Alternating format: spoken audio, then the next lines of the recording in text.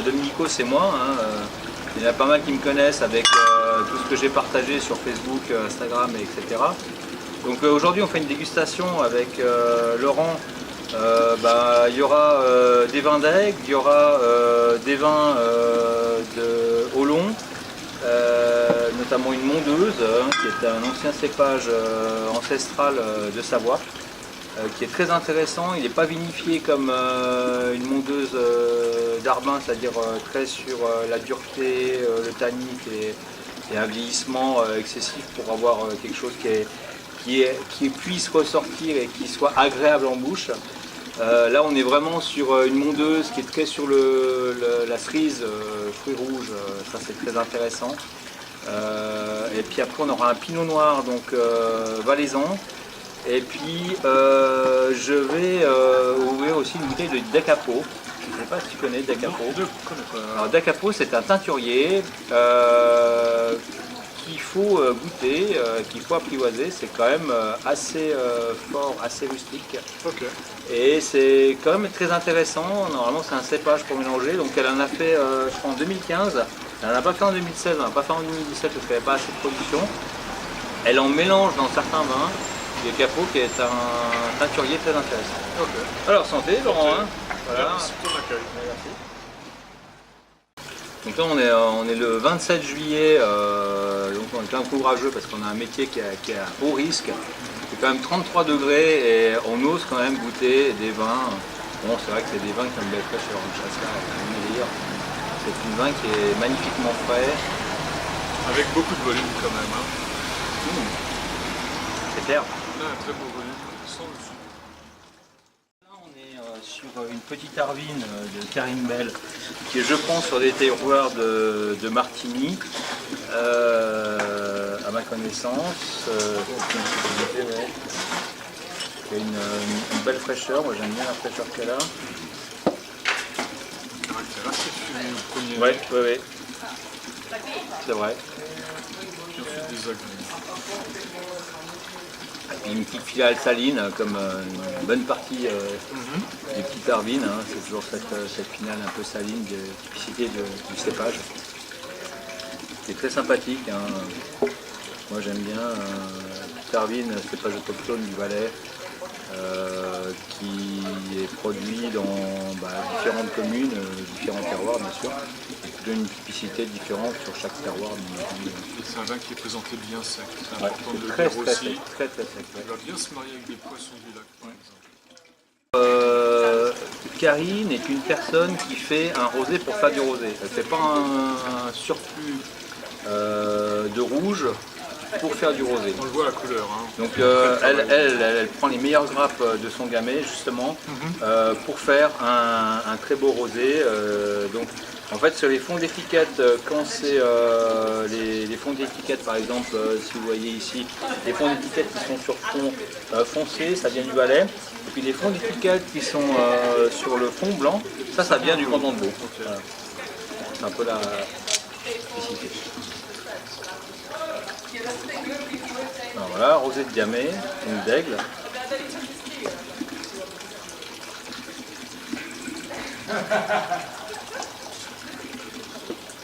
On est sur 2017, j'imagine. 2017, on est sur 2017. Termine, c'était 16. Hein. 16, oui.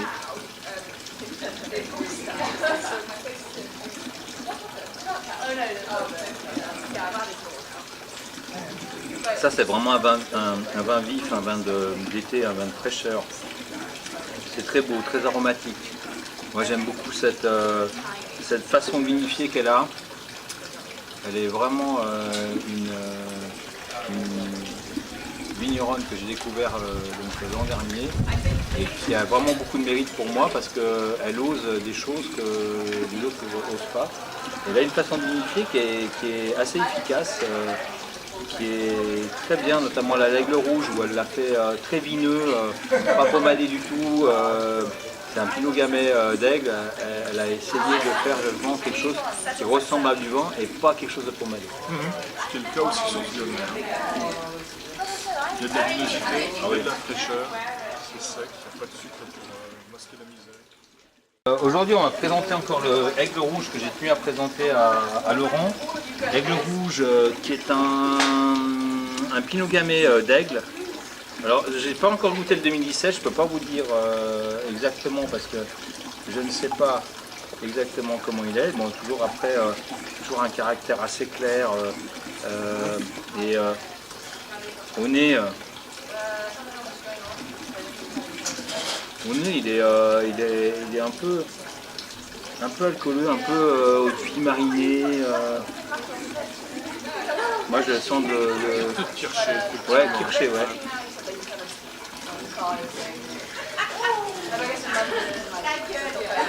Alors en bouche, chez Karine, c'est toujours vif. Il n'y a pas de pommade, c'est vineux. Alors il y en a qui n'aiment pas du tout. Moi j'aime bien parce qu'il y a toujours une fraîcheur. Et là on ne prend pas trop frais, mais il y a toujours une fraîcheur. Puis même un peu trop chaud, effectivement. Ouais, il a peut-être beaucoup la sel, mais il aurait mérité encore un petit peu de fraîcheur. En bouche, on sent cette fraîcheur. Et puis c'est ce côté toujours vineux qu'elle a ici. On a du fruit croquant, c'est le principal. C'est ça qui est bien. De plaisir. Alors, pas se casser la tête à aller chercher un plat compliqué avec. Même sur une pure assiette de charcuterie. Tout à fait. Voilà. Tu parlais de Jean-Marc Lager sur Saint-Trifon. Les vignes à Karine ne sont pas très loin du terroir de Jean-Marc Lager. Ok. Et il faut savoir que la mondeuse de Jean-Marc Lager est travaillée par deux Georgie, les fils de Georgie qui sont à l'entrée d'Aigle. À l'entrée d'Olon, en fait, tu as les caves de Bernard Cavé. Et juste après la maison un petit peu marron, c'est en fait les deux Georgie. C'est la 2017, donc c'est pareil, je ne l'ai pas goûté celle-là.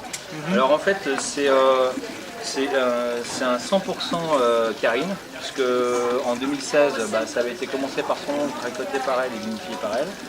Et là, c'est de A à Z, Karine. C'est vraiment sa pâte, voilà.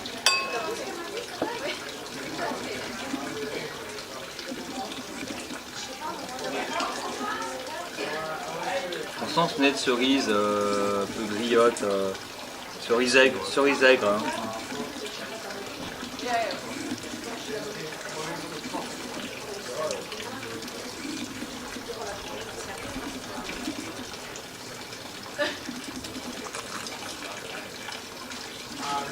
C'est peut-être un petit peu jeune encore. Hein. Oui, les tanins sont pour moi, ouais, ils sont encore un peu trop fermes. Mais ils ne sont pas secs, ils ne sont pas durs. Non, on retrouve toujours ce côté, toujours le fruit. Bien présent jusqu'à la fin. La chair du fruit, on la sent tout à fait dans son vin. Moi je trouve que c'est toujours sur la fraîcheur, sur l'aromatique, sur le fruit croquant. C'est sympa.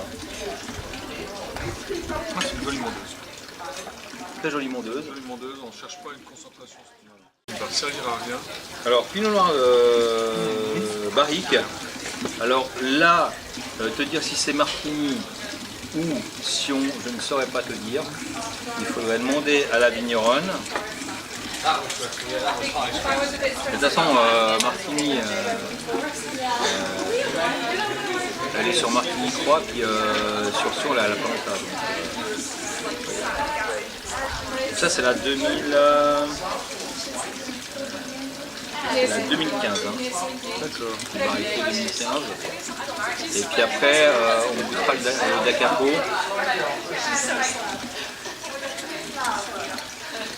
Le Pinot Noir. C'est joli cette mondeuse. C'est très beau. Hein. C'est très joli parce qu'on sent du caractère purement rustique. Ah oui, c'est pas. Tout à fait. Hein. C'est vraiment c'est ça la finesse, la fraîcheur. Et c'est vrai que Jean-Marc Lager la faisait aussi comme ça, parce que je pense que c'est un terroir qui s'y prête aussi. C'est un terroir, le terroir de Saint-Trifon pour les mondeuses qui s'y prête. Je te laisse goûter le Pinot Noir. Variété 2015, sur Karine Belle côté Valais. Belle couleur. Ça n'a rien à voir avec la couleur de l'autre Pinot Noir. Ah non, non. Là, on est beaucoup plus sur quelque chose de très foncé.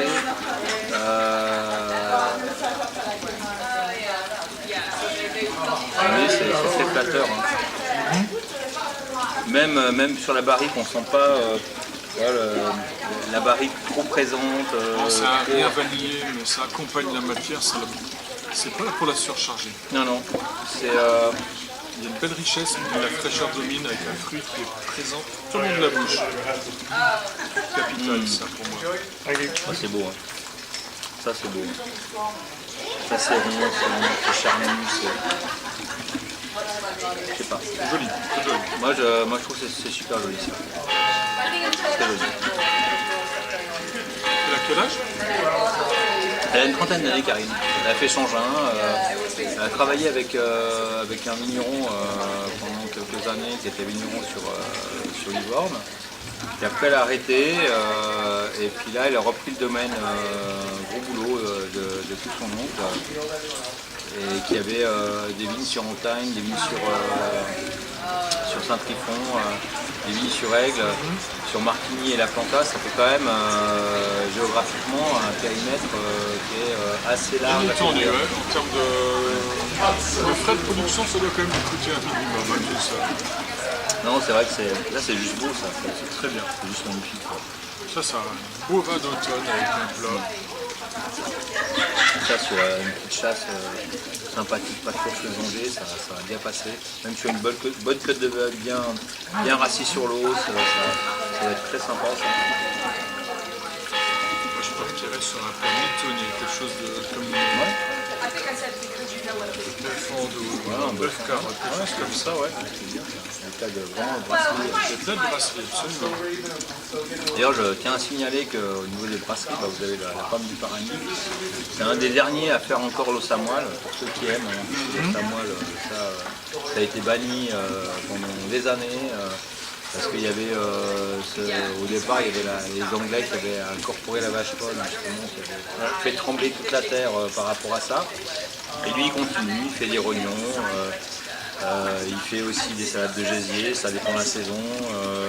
C'est un très bon restaurant que vous avez face au château, avec la plus belle terrasse d'Aigle, avec les vues bien sûr sur Aigle et bien sûr sur le canton de Vaud, qui est en face, canton de Valais, bien sûr. J'espère franchement que le Chap des Wines te donne un petit coup de main, parce que franchement, tu bouilles ta chemise pour eux. Il est ouvert, mais il n'est pas trop d'oxydation. Dis-moi ce que tu en penses, sinon j'en ouvre une autre.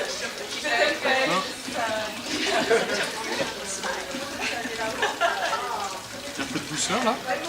Alors ça c'est en fait c'est un pinot noir qui est vinifié en blanc. Donc directement pressé comme ça, aucune macération. C'est très sur le fruit, avec des notes de petits fruits rouges, mais complètement blanc. C'est très intéressant. Moi, la Maison du Lézard qui fait ça sur la commune de Long, c'est très intéressant. Après, on aime, on n'aime pas. Hein. Belle fraîcheur. Le millésime 2017. 2017, c'est très sympa ça. Alors, quand on a beaucoup de chasse là, un petit blanc de noir, c'est sympathique. C'est très sympathique. Moi j'aime. Alors après il y a l'hommage, qui est. Je sais pas si tu connais l'hommage. C'est un chasselas vinifié à la façon ancestrale. Donc c'est un chasselas qui est foulé, non pressé, et qui en fait il est mis en cuve pendant 4 semaines, et puis après il est juste mis comme ça en bouteille.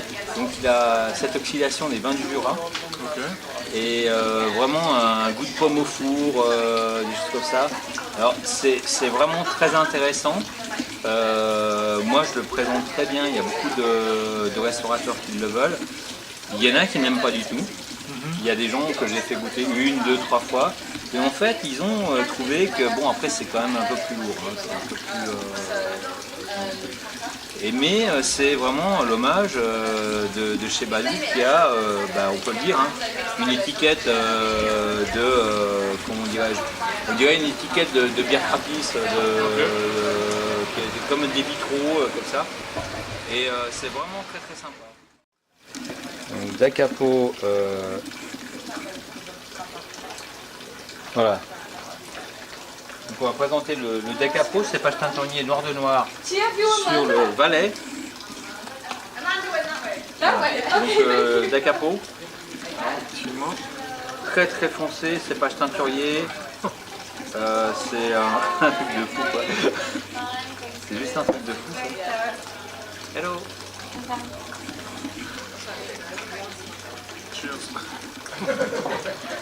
Alors, même si c'est un pêche teinturier, ce que j'aime bien c'est Karine, même si c'est hyper puissant, il y a encore de la fraîcheur, il y a encore de la vinosité.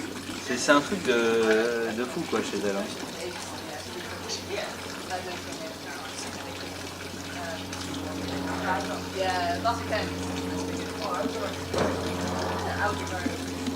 Sur les arômes de cerise noire, Ouais. ça a une texture en bouche qui est quand même relativement rustique.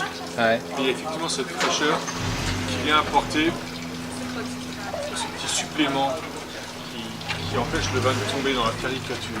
Alors, la première fois que je l'ai goûté, c'était il y a exactement 2 ans. Mais alors, j'ai pas du tout aimé. Et là, ça fait la 2e fois que je le goûte.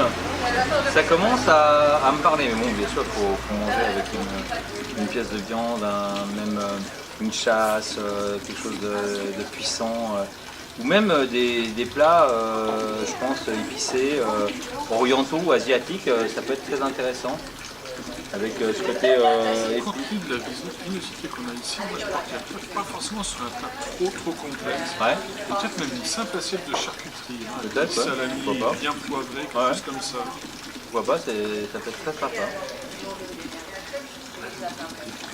Et c'est moi, c'est pas Du salami. quand j'ai su que tu venais, je me suis dit tiens, j'ai une bouteille de Décapo, je vais lui faire goûter, je sais pas s'il connaît C'est une découverte. ce cépage.